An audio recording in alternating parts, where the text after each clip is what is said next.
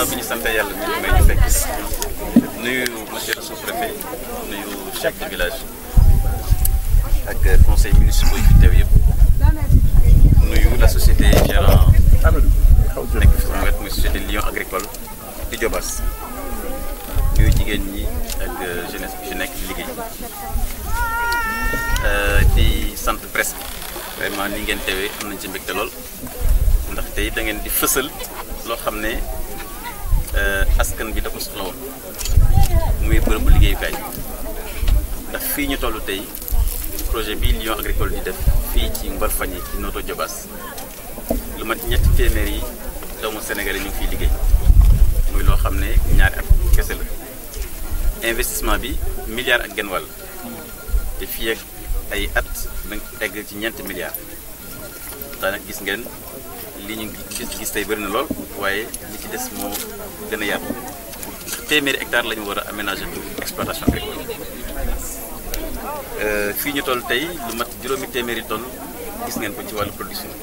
waaye yemuñu rek ci soble ndax gis ngeen ay batancé ngi fi gis ngeen xaal gis ngeen également ay choux donc tous les produits yoo xam ne ci wàllu maraîchage la gis ngeen ko fi ñu ànd it ci ak société bi nga xam ne mooy Bejo international te lépp lu jëm ci wàllu jiw ci àdduna bi ñoom ñoo ci njiit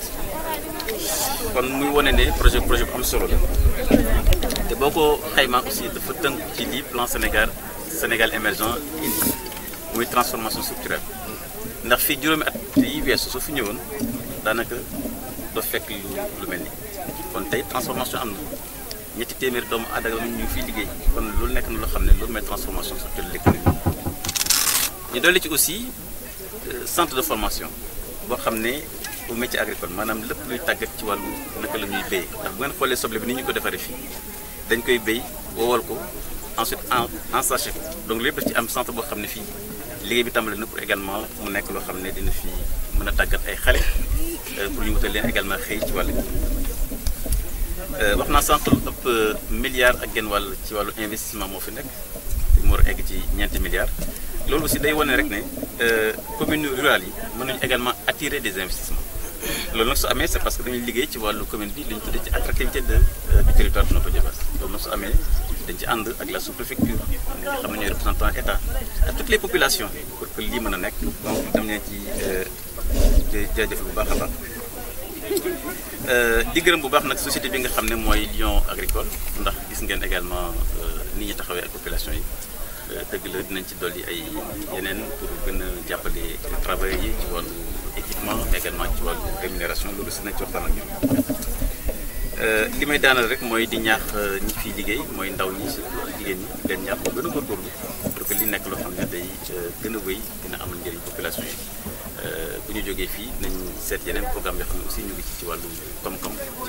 ci wàllu liggéey kon jàpp naa ku jàpp ne agriculture mënul développer ab dëkk da nga ñëwul fii ndax daanaka mën naa ne zone bi am nañu plein emploi daanaka fii ndax boo jëlee 300 personnes bi ñuy liggéey ci ak bërëb daanaka li fa des bëri kon loolu nekk na loo xam ne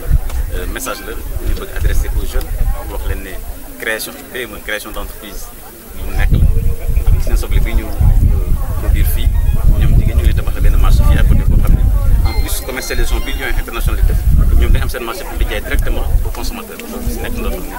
preuve la ñu waroon fësal wax ko ci kanam askan bi Soble du Diobass, n'est-ce pas Hans? Oui, bien sûr. Donc la marque Soble du Diobass, hein? Donc alors Vérité Orient di ci liggéey donc vraiment ak le partenaire qui est Bejo international nga xam ne ci wàllu semence am na ci solo. Merci, monsieur le maire, pour votre soupe. Ah, mon nom c'est Hans Ham, je suis le gérant ici de notre ferme Lion agricole de Diobass. Je suis tellement content avec la visite de monsieur le maire pour voir notre démarrage. Nous sommes dans la deuxième année de production.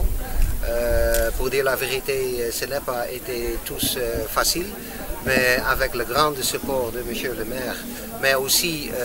de notre staff et surtout aussi la population, nos femmes et nos journaliers, on a arrivé maintenant à un bon stade de faire la production d'oignons. Surtout, on voudrait se concentrer sur l'oignon de qualité. Ça manque tellement ici au Sénégal. Pour cela, nos initiateurs aux Pays-Bas, ils sont installés pour aider votre président Macky Sall avec son programme PSE, l'autosuffisance de l'oignon. On essayer de produire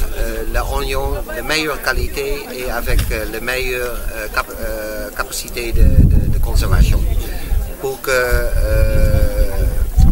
on peut stocker longtemps et ça ne gâte pas.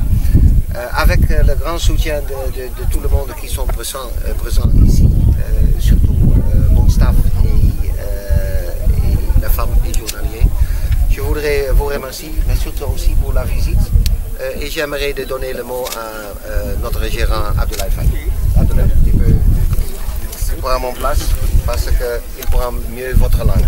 Excusez-moi.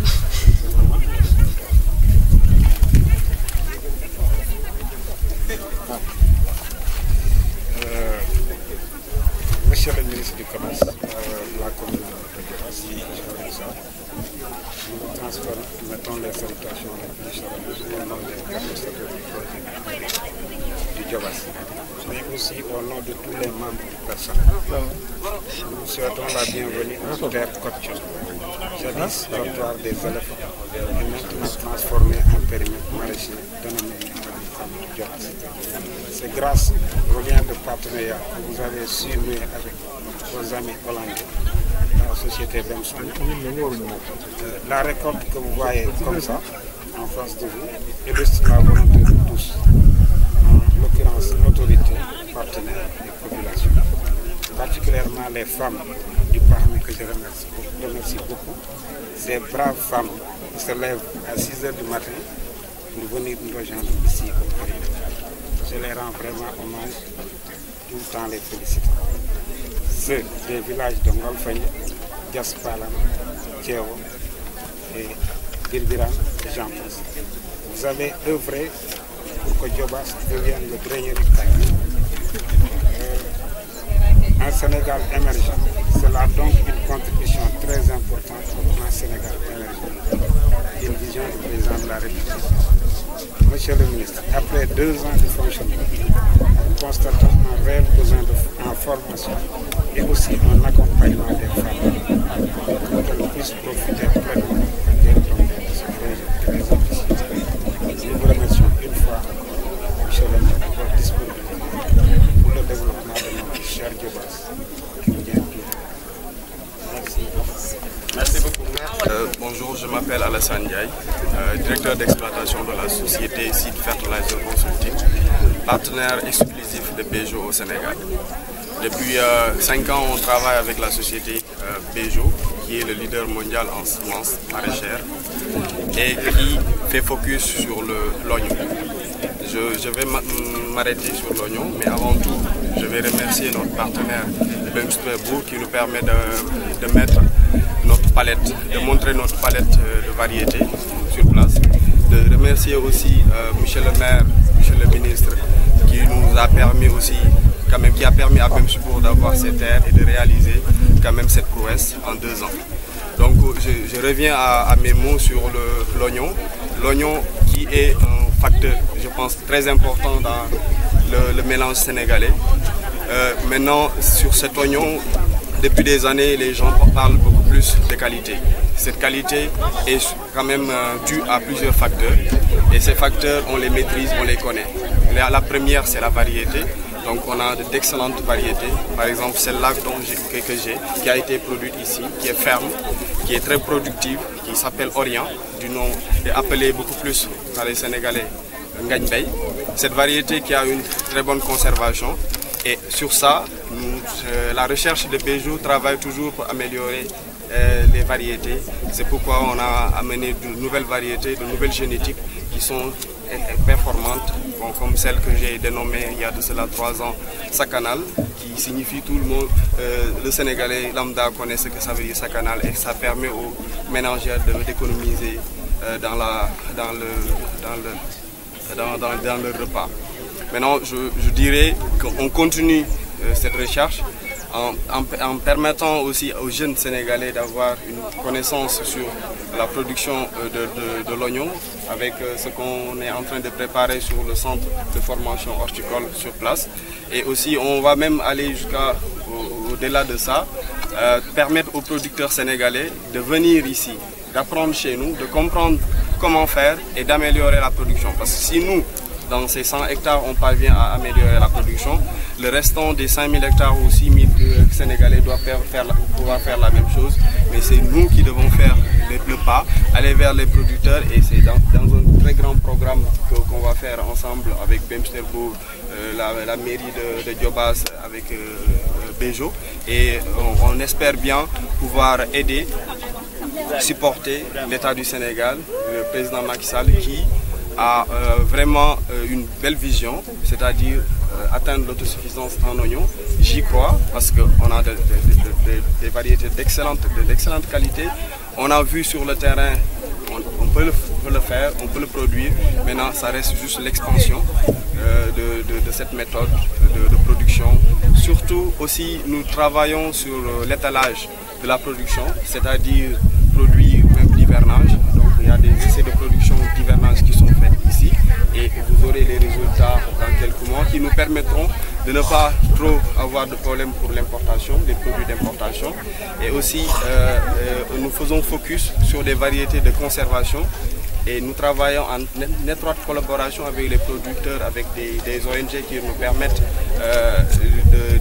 de montrer aux producteurs qu'il y a des moyens très faciles et très standards de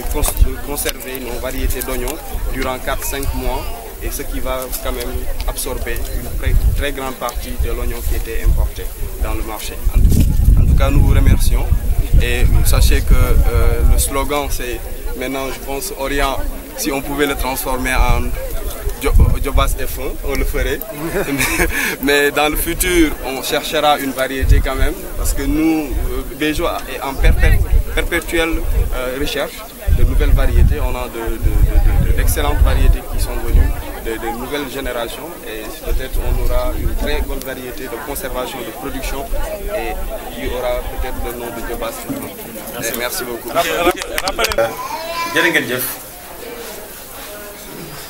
mbokk yi asalaamaaleykum wa rahmatullahi wa barakatu. Gannaaw bi ñu sante yàlla julli ci sang bu tedd bi, di ndokkeel waa Sénégal yëpp ci weer bu tedd bi ñu nekk di weeru koor, di ñaan yàlla nangu sunu koor ñu jeex ko ak jàmm. Di sant taskatu xibaar yi fi teew, ndax bu ngeen tabarkàlla gis nañu ne li jëm ci wàllu koom-koom soxal na leen. Lii nag danañ ci ndokkeel ndax dafay baax yéen ñiy tas xibaar di wan waa Sénégal ne ci ay gox bu xaat am na loo xam ne ay doomu Sénégal ñu ngi koy liggéey te mu amal njëriñ réew mi. kon maa ngi ciy sant naa ci dellu su ci kanam léegi. di sant askanu Djobas ñi nga xam ne ginnaaw yàlla ñoom ñoo fexe, ñoom ñoo ñu may ñu mën a réaliser lii. ndax maa ngi fàttali ne 2008 daanaka am na fukki at léegi bi ñu fi ñëwee fii ci bërëb bi di fi def campagne élection communauté rurale la woon jamono jooju. njaboot ji dañu newoon yow de falaguñ la waaye ñun dañ la bëgg a gis lu benn métit, mooy ni surtout jigéen ñi ñun 4 heures du matin lañ fiy jóge jël ay car dem Kirène mbaa dem Tivaouane di wuti liggéey. ñu ne ñun de boo ñu mënoon jàppale ci loolu dina baax. lan moo ci sa xalaat? yaakaar naa ñii daan ànd ak man jamono jooju mel ni ñoom Babacar Ndaw di couvrir suñu ay meeting dama leen ne woon fii ñu tuddee ko pax mi parce que fi may pax mu Djobas parce que fii la cuvette bi nekk dafa am mandarga bi mooy la nappe phréatique du Sénégal fii la nekk. bu ngeen demee fii sorewul fii ci Pala dañu fa gis ay forage yu bëri yu gouvernement di gas pour jëlee fi ndox yóbbu ko Dakar kon yàlla dafa baax bërëb nekk bërëb bu dencukaayu ndox ci Sénégal. loolu nag dugg naa ko xëy borom xam-xam yi ci wàllu hydraulique ñoo gëstu ne yàlla def na Sénégal boo ko doon xayma ci ndox daanaka fii mooy teen. loolu la waral ay usines yu mel ni ay Kirène mel ni ñuy def eau minérale nekk ci bërëb bu hydraulique loolu waral ngeen dégg forage bi ñu tuddee Notto Ndiosmone Palmarin fii lañ ndox mi di jóge dem di alimenter yenn région donc loolu yàlla ko fi dogal yàlla dogal it ne suuf si ñu nekk suuf si gën a prospère ci Sénégal la bokk suuf si loo fi ji mu sax loo fi béy tabaar fakal jamono yooyu nag ma ne leen man de su ngeen ma falee ndax jamono yu nekk mosu ma woon nekk maire su ngeen ma falee nañ ci def ay jéego ànd ci ak yéen pour yàlla defal ñu saafara baax nañu fàttali histoire bi pour que nit ñi xam fan la ñu jógee ba egsi ba fii jigéen ñi nag dañ ne woon bi ñu waxee loolu amoon nañu yeneen ñetti métit ñu ne ñu gannaaw loolu fii am nañu problème mu courant fii am nañu problème mu yoon fii am nañu problème mu njàng ndax sunu doom yi bu ñuy amee entrée en sixième ñu bëri dañuy ñàkk seen jàng parce que dañu dem collège te duñu am fu ñu leen téye seen jàng noonu lay sooxe ma ne leen jamono ñooñu bu ñu yàlla dogalee ñu ànd ak yéen de ci ñeent yi nañ ko saafara am yéene rek ak pas-pas loolu waral boo ñëwee fii tey bala muy mujjee ci tool bi boo demee fii ci Diass collège bi gën a moderne dans la commune foofu la nekk boo jëlee tous les villages yëpp électrifié nañ leen à part 3 quartiers bi ngeen ñëwee également gis ngeen la Gonaas donc pour won leen ne avec la volonté avec l'engagement des populations amul dara loo xam ne nit ñi mën di ko réaliser kon ñeenti points yëpp su ma xool ci en 2008 yàlla dogal na tey ànd ak ci ñoom ba saafara tool bi nag ñu visité tey te gis ngeen gis nañ fi xeetu légume bu nekk muy batanse muy xaal muy concombre lu ngeen xalaat rek gis nañ ko fi tey waaye mujj nag ci soble ñu tuddee ko soble Jobaas soble bi tey gis ngeen fii magasin yi lu mat juróomi téeméeri tonnes mi ngi fi lii nag soo ko xaymaa nga jël jàngat plan Sénégal émergent bi président Macky Sall indi boo jëlee li ñu def fii dafa mel da nga ko jël rek natt ko ci ñetti poñ yi nekk plan Sénégal émergent poñ bi ci njëkk mooy fexe ba soppi fi nit ñi dëkk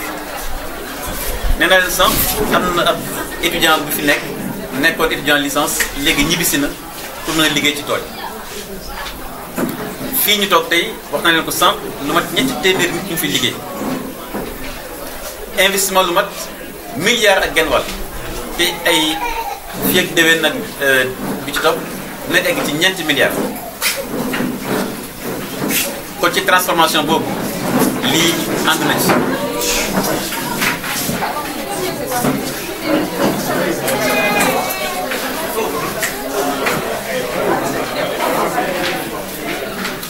ñaareel bi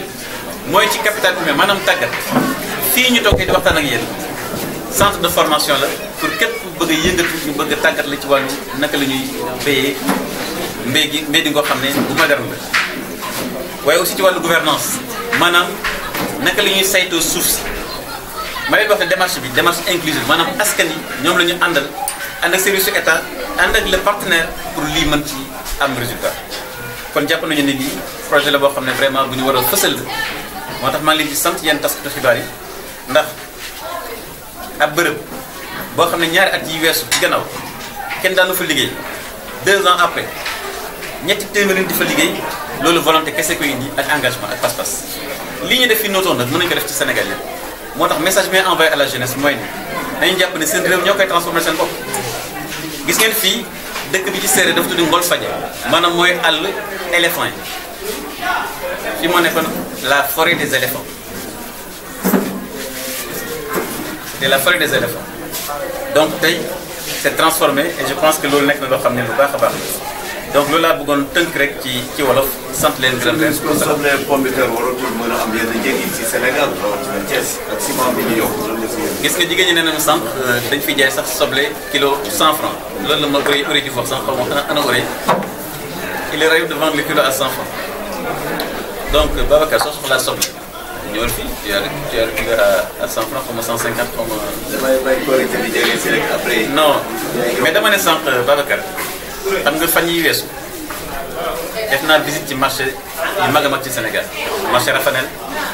dem naa Castor dem naa Grand Yoff te fan yii ñëw également nañ fi ñuy béyee pomme de terre yu mel noonu dama leen di sant fii ñuy toll di wax ak yéen amul benn njëg bu augmenté ba weesu doy amul ndax dañu jël ay dogal yoo xam ne daf ñu may ren loolu mënta am ndax fii may wax ak yéen boo demee fële ca Mbane lu mat 45 000 tonnes pomme de terre mu nga fi ci ay chambre froide soble bi mu ngi nii fii ci Noto mais boo demee également Darou Khoudoss boo demee également Kayar soble baa ngi may wax aussi commerçant yi ne leen ni ma leen ko waxoon daaw ma demee dem Castor loolu laa leen waxaat ren ma ne leen gouvernement bi daf leen jàppale pour que ngeen mën a dunde seen ñax dunde seen liggéey jamono yi ñu wax ak yéen dakkal nañu lépp luy jéegaani pomme de terre ak soble indi fi ci réew mi lépp lu ñu fi consommé rek ay doomu Sénégal yi ñoo ko béy loolu nag dafa am obligation bu tegu ci béykat yi ak commerçant yi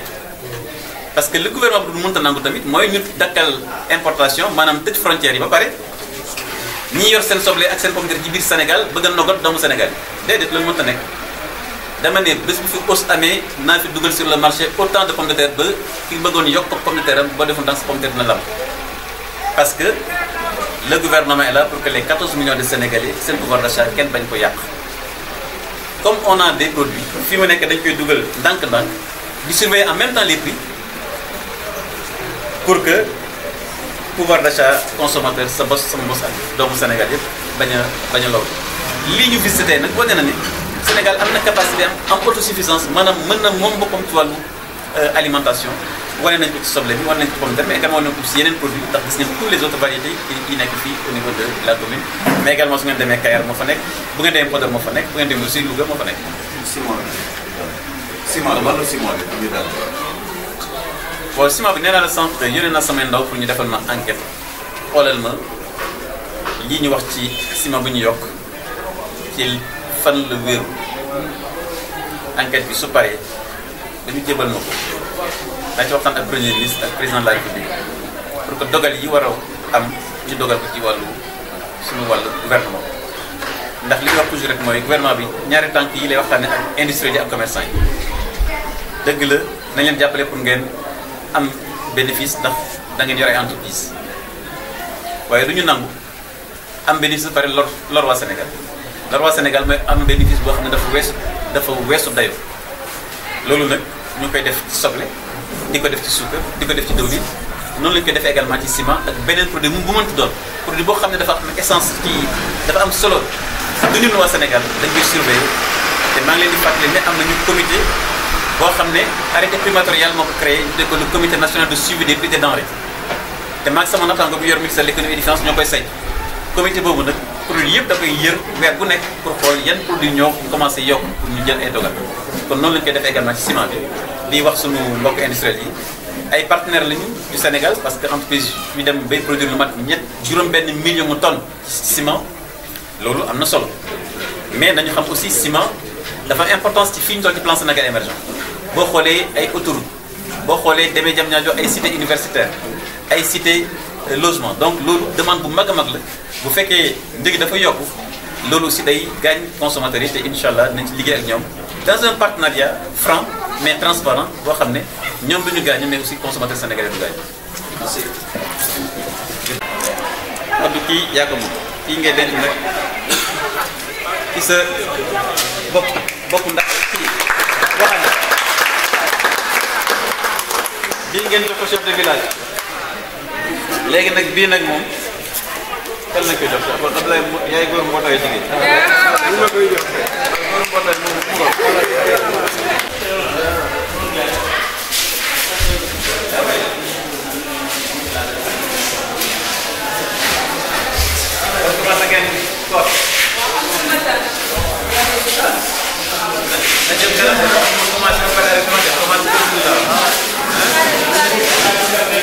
ça c'est le salon du corps qui dépasse. Les gars, on est bien.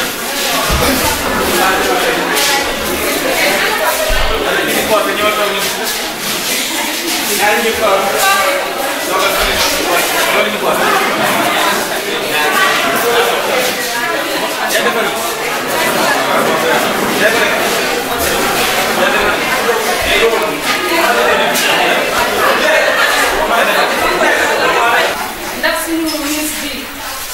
dafa ne ci dëkk bi def loo xamante ni rafet ndax suñu sonal man de yàgg naa di jàpp sonal mais may newoon xanaa peut-être dina ma nekk di jàng ba am sama diplôme dem ci beneen wala feneen am nga ko may liggéey lu may fay xalaatuma woon naa ñëw tey ba ñu ma sonal def ci ay millions man am ci contentement trop kontaan naa ci daal kontaan naa ci trop ndax ministre nekkul ci sama bi rek gis nañu bu baax ñu ngi ci hôpital yi ñu ngi ci kër yeeg fu ne daal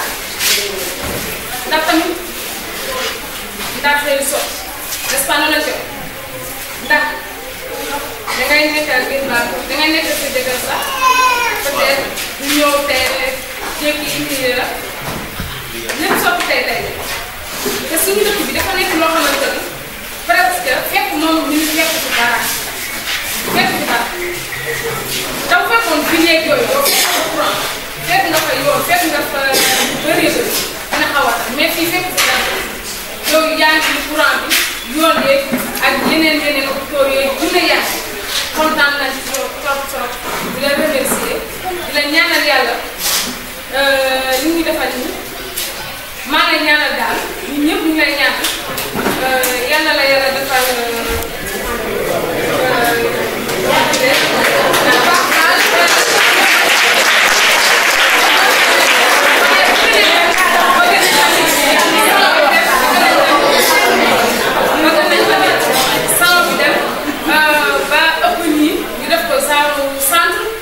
am suñu élèves yoo xamante ni du doon comme salon bi centre lay doon comme ni ma ko doon jàngee ak yow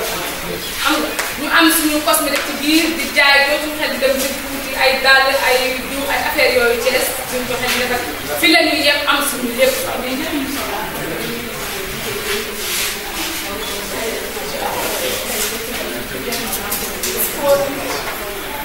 man de li ma ci gën a neex le fait que nit ñëw ma defar la rek man ma defar la ba nga rafet nga dem noonu sax day nekk lu ma neex ñu ne fii fu mu defaroo fu mu defaroo ñu naan pourtant ci biir dëkk bi kee moo ko defar pourtant ci dëkk bi la loolu def ko yàgg te tey ñu naan salon de coiffure tey lay gën a neex ñu naan salon de coiffure les amateurs daal di sax tey lay gën a neex ñu defar pare ñu naan pourtant salon ba la defaroo affaire yooyu ñu se leen mais ñu xool nañu gën a kii xam nga ñu am suñu lépp dootuñu soxla